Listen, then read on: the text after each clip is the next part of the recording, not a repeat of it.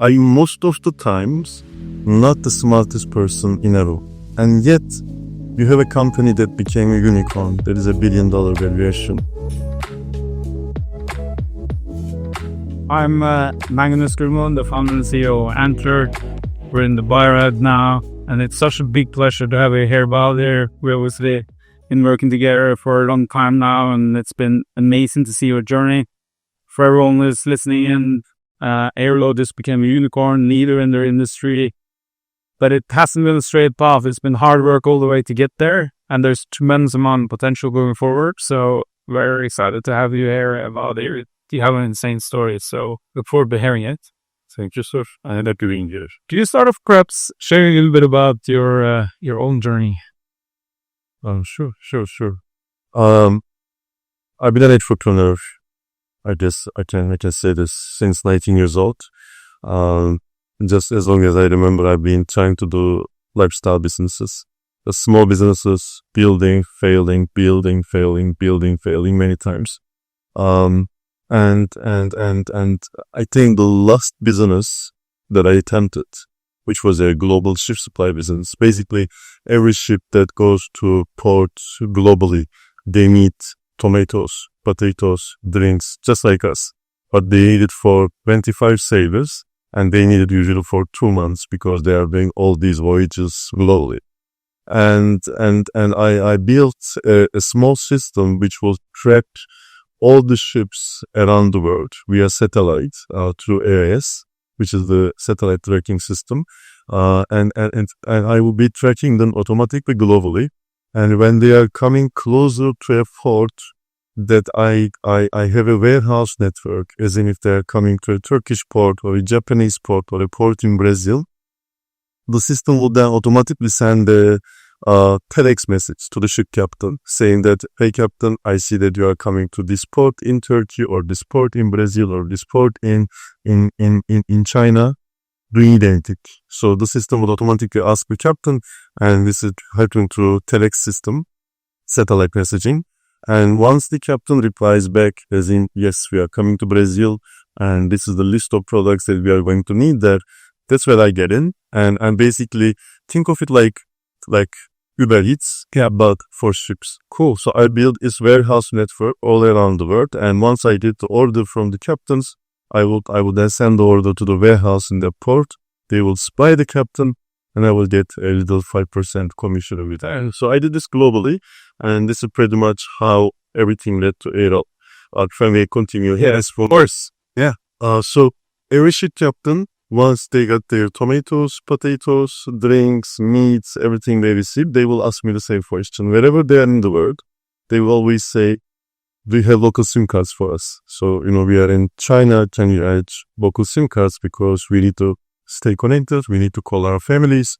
And I realized wherever they go, and imagine 1.7 million sailors globally traveling the world, they all had this pain of connectivity. Yeah. And that's how the tomato business, in a sense, led me to understand that, okay, I might solve this problem because these people, these seafarers, they need to stay connected everywhere they go. And this is how I kind of became this accidental telecom guy, because I had to start reading about SIM cards, roaming, and how I can create a Google Fi, but just for the maritime industry. And this led me to build the business, which I called SIM for Crew. Basically, these were physical roaming SIM cards, global SIM cards that I would ship out to the same warehouses that gave the potatoes, tomatoes. But next time when a question of connectivity came from the ship, I would say, sure, I can arrange it because now I had a stock of global SIM cards that I created for this industry. And it was a good business. It was going well for 2 years, 3 years. I would say they were selling like hotcakes. Every sailor that was asking for it, they were happily using these global SIM cards until Apple announced the shipment of the first eSIM compatible phones. This was 28 September 2018.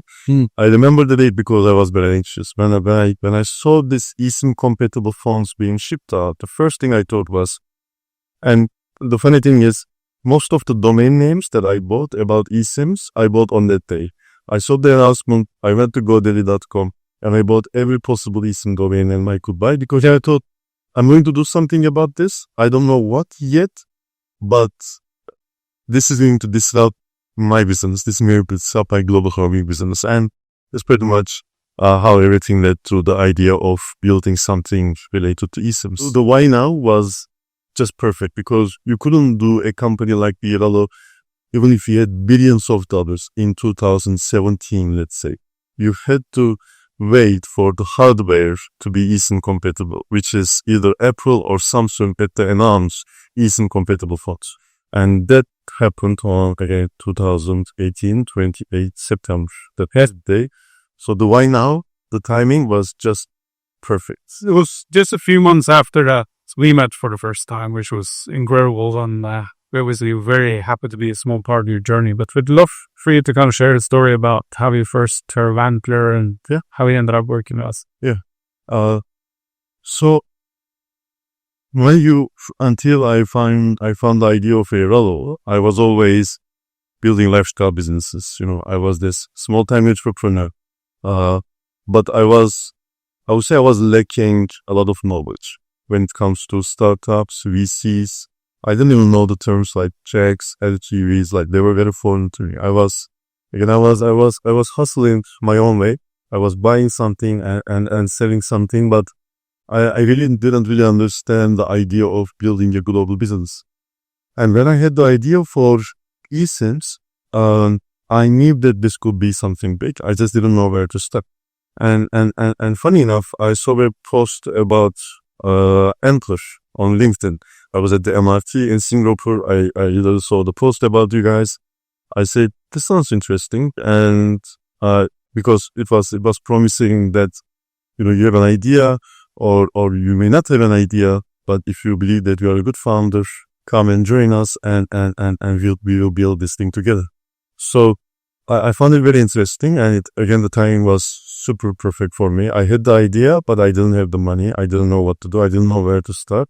So I joined Antler, and Antler gracefully accepted. So I joined the Singapore cohort at Antler, and I would say that 2 months.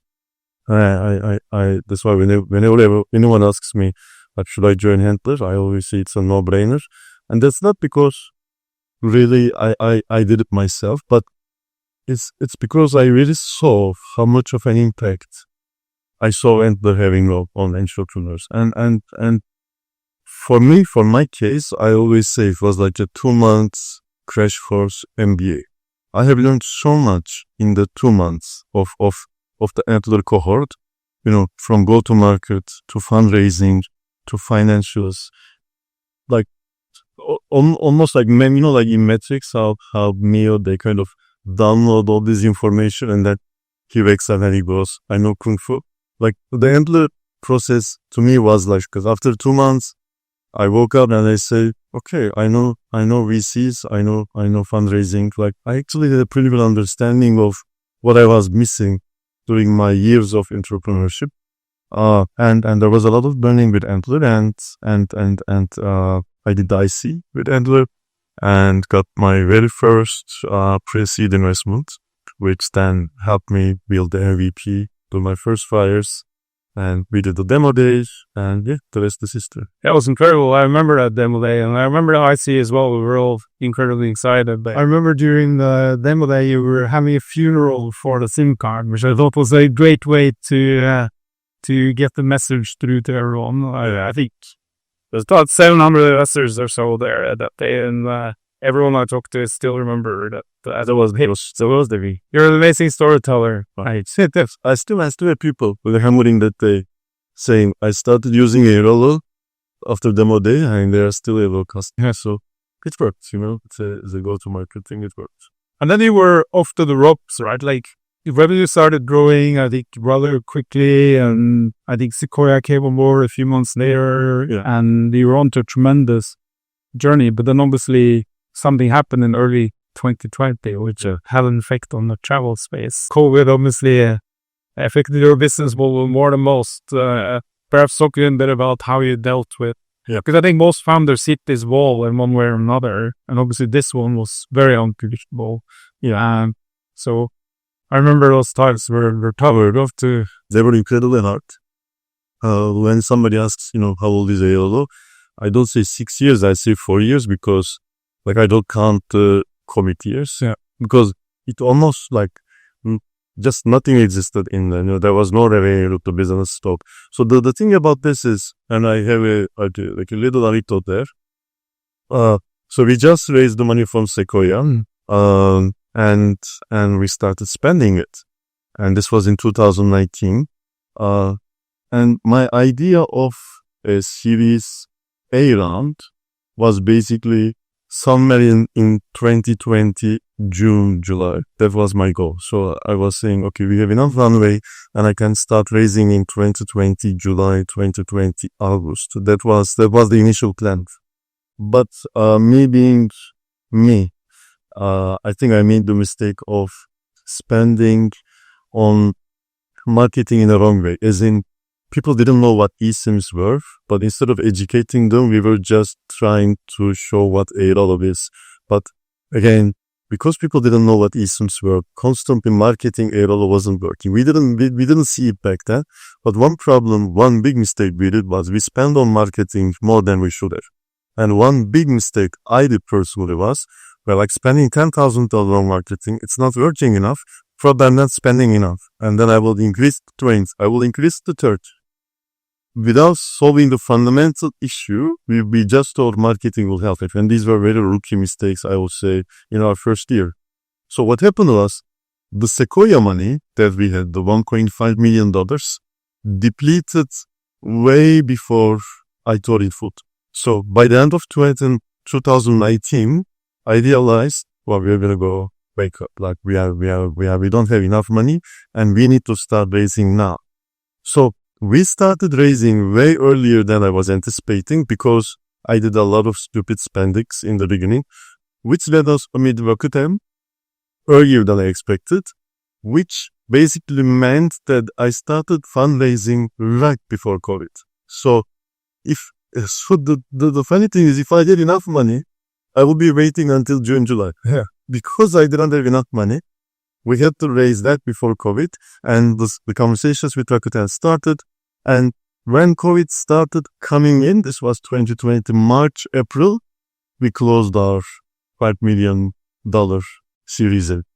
I think this helped us tremendously to go through COVID because our war chest was full. Yeah. Compared to anyone who were even thinking about starting a recent business. We were even people couldn't even consider going into a travel related business. Yeah. On the other hand, as the first mover, we just have $5 million to go through COVID.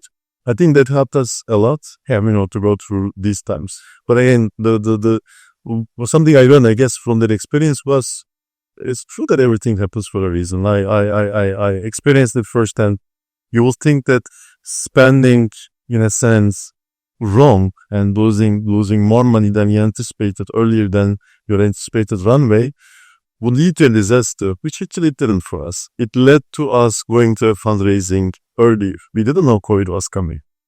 And the timing, again, just were perfect for us. So yeah, that's how we went through COVID, which was really a tough time, by the way. Yeah, that's an incredible story. And then going out of COVID, that you really started seeing the rapid growth, right? Yeah, tell us a little bit about those. Yeah, we used COVID. In Sufi philosophy, there's this concept which is called the cave mount. Basically, scholars back in the day, they will go into a cave for 40 days and they will just a little bit drink, little bit water, and they will just think. They will be by themselves for 40 days alone in a cave, but when they get out of the cave, the idea was they come out with amazing ideas, they come out renewed, they come out reborn, and that's how I always saw our COVID times. The 3 years, I think it was our cave moment. It helped us go into kind of our cave, close ourselves down, and think about the features that are missing.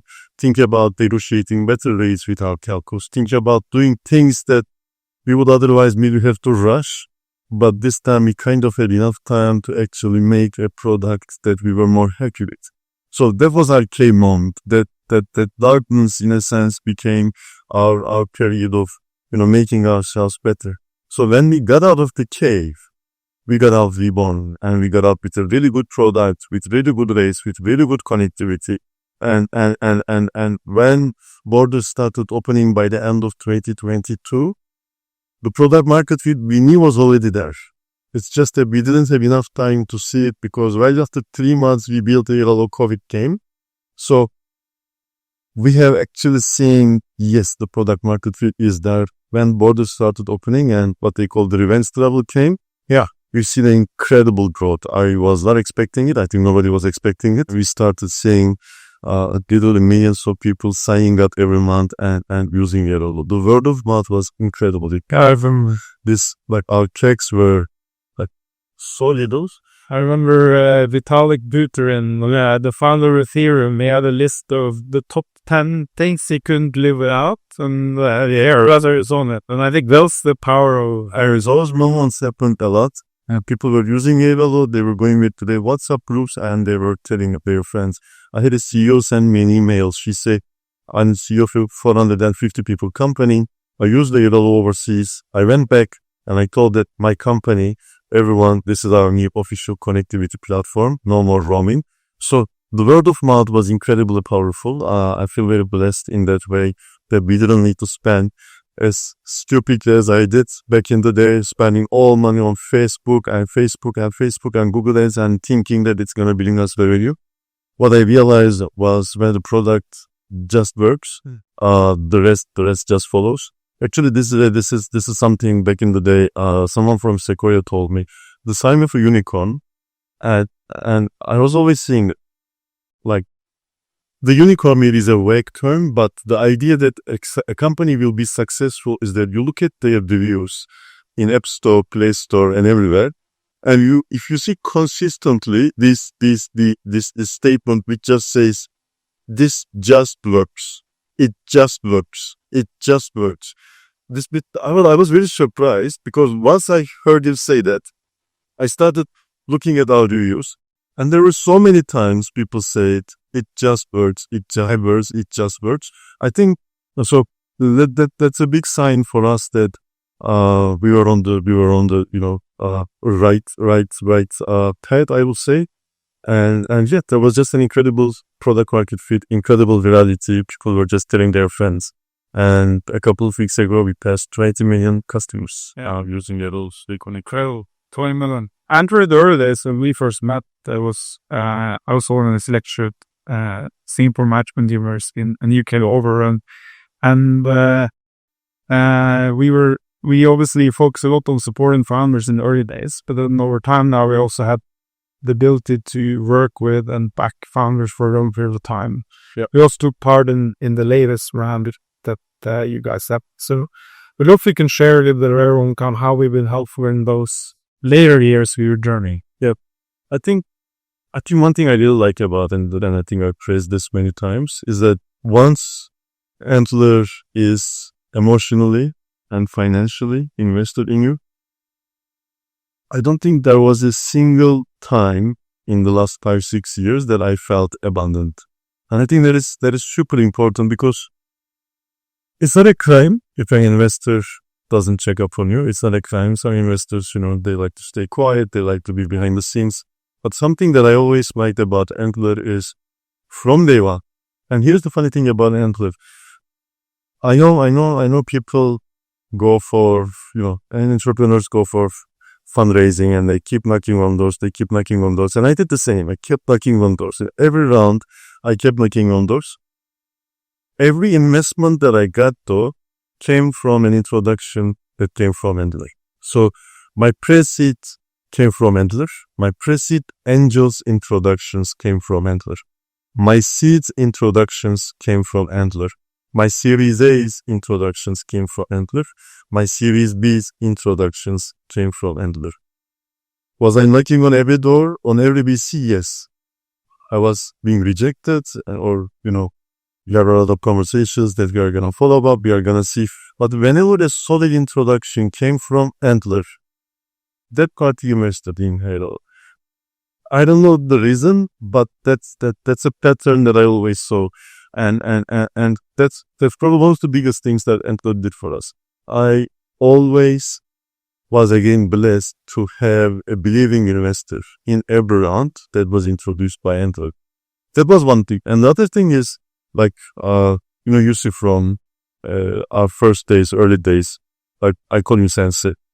He's been a super mentor since day one. Like I will talk to him in bad days, in good days, and this wasn't just in the pre-seed or seed stage, right? Like till today, we catch up and we always have conversations. And then Antler again, when we were doing our Series B round, Antler has the global fund, the Elevate fund, and again didn't leave us alone, and they actually wanted to participate. And again in this last round, Hesse was again in the unicorn round. So the thing I like about Antler is they just won't let you go. You never feel abandoned for a while, whether it's mentorship, whether it's that you have a problem that you want to talk to someone about, or whether it's the financial follow-ups, whether it's introducing to an investor. There's something super tangible, super solid about Antler that I like, because I've seen many investors, I think like in the last 5-6 years, I've seen many investors. One thing I see the difference Antler and a lot of investors that, we never work with is the difference between how grounded and real Antler always is and how much of it terminology or jargons are used by a lot of investors that again we never ended up working with. Like Antler is very real in what they do, and I think that's what I do like about it. No jargons, no big words, no analyst buzzwords. It's very real talk. It's always very real talk, and I always appreciated this. And I always felt like, I have a big brother behind me, and I can always call them, I can always rely on them. And that feeling is still there. It was there when we were small. It was there when we were in the middle of COVID, making no revenue, and it's there when we are young. So, yeah, I appreciate it. And obviously that's what we want to do, right? And we are also very privileged to be a part of the journey, right? It's been incredible to work with you and seeing you getting through very hard obstacles, but also managing scale in an incredible way. There are very few companies out there that make it to your level of revenue, 20 million customers, being loved by millions of people across the globe. How are you thinking about the next few years, and how are you dealing with now moving from a small outfit to being relied upon by millions of people across the globe? I think one thing I like about our company culture is that we never bought into startup jargons. I always say this. Airalo always had a very grounded approach in everything we do, and like the way I always put this is, we will always have the vision of a unicorn, but we will have the metrics of a mom and papa shop, which means revenue matters, gross margins matter, EBITDA matters for the continuity of a healthy business, which is how most of the businesses out there work. You still have to respect those metrics, and we always did this with Airalo. We always had a very grounded approach, and we always had a very, I would say, humble approach as a team to what we are doing, and that's why we like to put it as common people putting out uncommon results, and that's a reality with Airalo. I mean, look at me. I'm a college dropout. I don't know many things. I can easily say that I don't know many things. I'm a generalist that knows a bit about some things, but I made peace with the fact that I most of the times not the smartest person in a row, and yet you have a company that became a unicorn, that is $1 billion valuation, that has 500 people, that has 20 million customers. Because what I really think happens with Airalo is that we've never been like hyper competitive tech bros that wants to eat the world. I don't know if this makes sense. Like, we never wake up and think of it like, how can I kill another company today? How can I eat the world today? We never wake up like this. And that approach, I believe, is what makes Airalo so zen, if that makes sense, or common, because it's a bunch of common people putting out uncommon results. And we keep empathy at the core of our company. And why I'm sharing all this is when I look at the future of Airalo, I think we will continue to grow. We are working with a lot of good initiatives when it comes to direct to customers or indirectly. What I mean by this is that my dream with Airalo is one day a gigabyte is being used by a customer somewhere. I hope it comes from Airalo, directly or indirectly. A traveler is using a 1 gigabyte, whether they got it directly from Airalo, or they got it from a fintech app or an OTA, or from an airline, or from a mama papa shop at the airport. I'm hoping it comes from a system, an infrastructure that is built by Airalo in that sense. But are we losing our sleeps over this? No. What I mean by this is that if you have any good enough market share, and if I can put food on the tables and serve our customers really well, millions of customers happily connected, and if you're a competitor doing the same things, putting food on the table for everyone and serving their customers happily, I think it's a good enough word. I think it's a happy word. And it's a less anxious word. And I like less anxious words. I like the words where I don't need to wake up trying to eat the word. I wake up and I feel like we did good today, huh? They did good today. And we are all acting, me or the competitors. We keep the morals intact. That's very important, There is no lack of ethics. There is no lack of morals. It's almost like a gentleman's game. Yeah. And then it's a market share game. Customers like your product, use your product. They like our product, they like our product. But that's how I put it. So what is my dream with Airalo in the future? To grow the company, to serve our employees really well. I think empathy is always at the core of what we do. To serve the customers really well, and hopefully to satisfy the investors, and just create, a world where we are very content with what we do. Continue serving millions of travelers. Today is 20 million people.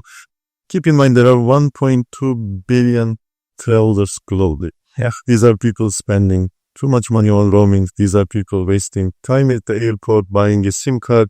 These are silent roamers who don't even touch their phones because they are afraid of headshots. So my goal is, I guess, I'd like to unify connectivity in a sense that it's now convenient and affordable. Yeah. And just make it a very subtle and easy. Just make it very subtle and easy to stay connected globally. Not as cumbersome as it is today. Obviously, we continue to work with great founders every year, and there's a bunch of them we started working with this year. What would you give them as advice as they're getting started on their journey, right?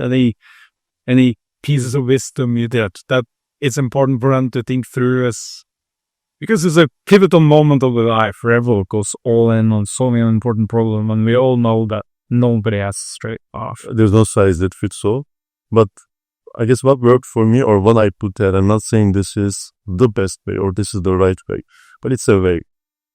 I think one thing that a common mistake I also saw with myself, I think one thing I can advise entrepreneurs from the beginning is that your story is not unique.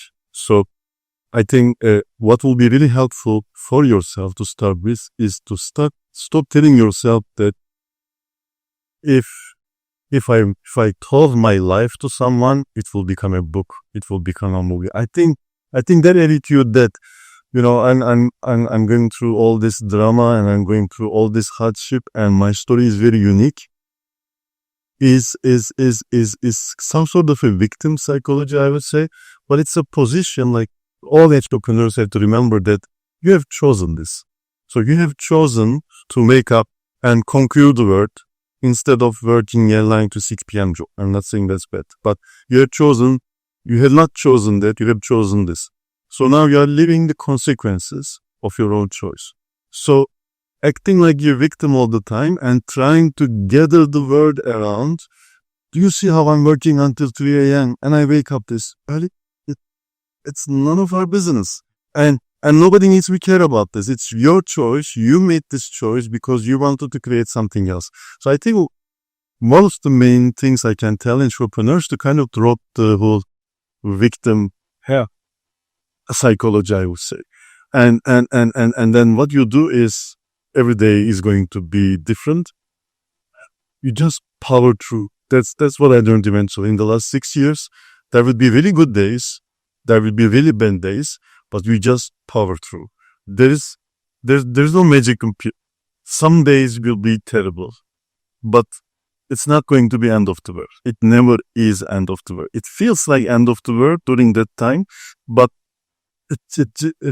you're probably not gonna feel that feeling after 2 years, how it made you feel like. So you just power through, and that's pretty much what I've been doing for the last 6 years. And maybe one thing, just I know that works for us is that for entrepreneurs, when they have a team, I think one thing for them to understand is, I cannot emphasize on this enough, is that you have to be fair to your team members.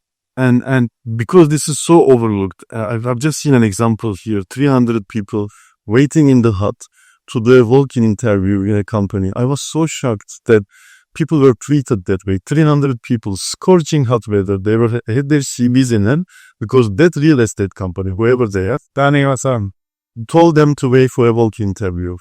This is not the way to treat your people. Oh, my point is, I think my last advice will be this. You have to treat your people with a lot of empathy. And by empathy, I mean this. You're the Maslow's hierarchy of needs. And there's the shelter, there's food, and then there's self-realization. What I see with many founders, especially at some stages where they kind of started becoming financially in a better position, they forget what it feels like to be at the shelter and food stage of Maslow's hierarchy of needs. So they go to their teams. It doesn't have to be the founder. Think of the company as a persona. They go to their teams and they say things like, well, you need to touch the grass more, watch the sunset, hear the birds. Like, dude, I gotta pay my rent the next month. Right? I have to pay my rent next month. You are not paying me market prices. You are paying me under market. I am not paid fairly. I am super anxious how I'm going to put food on the table, how I'm going to pay the rent next month. And you're telling me to listen to the birds and touch the grass. It's because you get so mentally and emotionally disconnected. Because now you are at the self-realization stage, right? Like, what's the meaning of life?